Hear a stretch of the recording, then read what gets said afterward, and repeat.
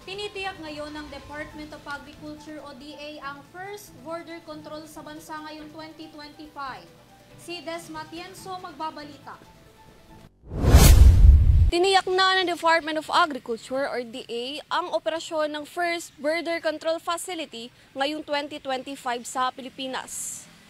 Ayon kay Agriculture Secretary Francisco Chu Laurel Jr., magsisimula na ang operasyon sa susunod na taon. Layo nitong matiyak ang food safety at maiwasang makapasok sa bansa ang mga peste sa mga halaman at animal diseases. Kasunod yan ng naitalang unang kaso ng Q fever sa Pilipinas na naiuugnay sa imported na mga hayop mula sa ibang bansa. Kinumpirma naman ni Laurel na kasalukuyan ng gumagawa ng hakbang ang mga pribadong kontratista ng Cold Examination Facility for Agriculture or CEFA sa Angat, Bulacan. Ang CEFA ay isang sanitary or phytosanitary inspection facility para sa mga imported na hayop, isda at halaman.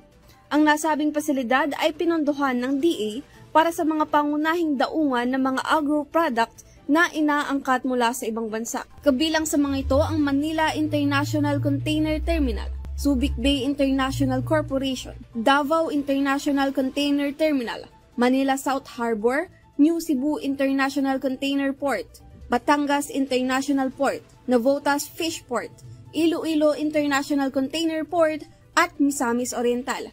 Ito ay para masigurado ang kaligtasan ng mga imported at produktong pang-agrikultura sa bansa.